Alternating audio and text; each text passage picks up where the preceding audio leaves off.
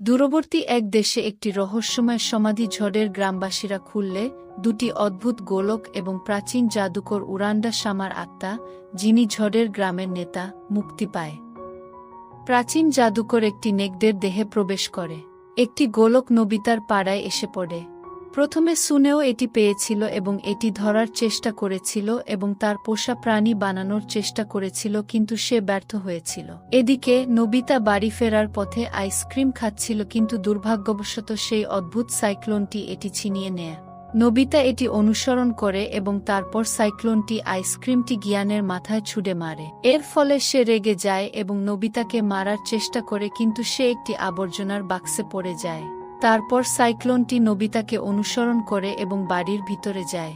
এটি তার বাড়িতে একটি বিপর্যয় সৃষ্টি করে এবং নোবিতার মাকেও বিরক্ত করে। তারপর সে এটি এত পছন্দ করে যে সে এটি রাখতে চায়। এটি যত্ন নেওয়ার চেষ্টা করার সময় নোবিতা তার মায়ের কাছ থেকে এটি লুকানোর চেষ্টা করে, তাই সে এটিকে মাঙ্গার একটি পুতুলের মতো করে তোলে।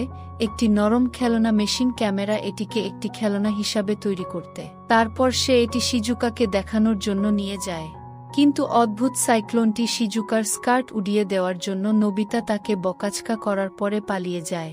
তারপর অবশেষে নোবিতা এটি খুঁজে পায়। তারপর সে এটিকে ফুকো নামে ডাকে। তিনি ঘোষণা করেন যে ফুকো একটি মেয়ে। নোবিতার পাড়ায় কোনো জায়গা না থাকায় সে এবং তার বন্ধুরা ডোরেমন সহ কোথাও যায়, যে কোনো দরজায়, কিন্তু তারা দুর্ঘটনাক্রমে একটি লুকানো স্থানে নিয়ে যায় যা বিশ্বের বাকি অংশ থেকে লুকানো, বাতাসের গ্রাম। সেখানে তারা বিভিন্ন ধরনের প্রাণী আবিষ্কার করে এবং কিছু অবিশ্বাস্য মানুষের সাথে দেখা করে এবং তেমুজিন এবং তার পরিবারের সাথে বন্ধুত্ব করে। তারা সেখানে খুব মজা করে এবং তেমুজিনের সাথে একটি খেলা খেলে। নোবিতা ভালশট দিয়ে খেলা জিতে যায়। সন্ধ্যায় তারা যে কোনো দরজা থেকে ফিরে আসে। তারা ফুকোকে বাতাসের গ্রামে রেখে যায়। যে কোনো দরজা দেখে প্রাচীন জাদুকরও এর মধ্য দিয়ে আসে। তারপর এটি সুনেওর দেহে প্রবেশ করে। এদিকে তেমুজিন পরবর্তী গোলকটি আবিষ্কার করে, কিন্তু এটি উড়ে যায় এবং জাদুকরের কাছে চলে যায়। পরের দিন ডোরেমন এবং তার বন্ধুরা আবার বাতাসের গ্রামে যায়। তারা ঝড়ের গ্রামবাসীদের এবং সুনেওর রূপে জাদুকরকে দেখে তারা অবাক হয়। তারপর তারা তাদের আক্রমণ করে এবং এই প্রক্রিয়ায় তারা ফুকোকে ধরে এবং ডোরেমনের পকেটও চুরি করে। তারা ফুকোকে একটি কারাগারে আটকে রাখে এবং তারা আনন্দ করে। এদিকে ডোরেমন এবং তার বন্ধুরা কারাগারে গিয়ে ফুকোকে মুক্ত করে। এর ফলে পুরো ভূমিতে বিশাল টাইফুন সৃষ্টি হয়।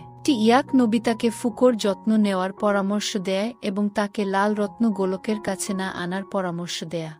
তখন উরান্ডা শামা লাল রত্নের সামনে ড্রাগন মাফুগাকে জাগিয়ে তোলে, ফুকোর আত্মা আরেকটি আত্মার সাথে। তারপর শুনেও স্বাভাবিক হয়ে যায়। ঝড়ের গ্রামের একজন ব্যক্তি ছিল 22 শতাব্দীর সবচেয়ে চাওয়া অপরাধী।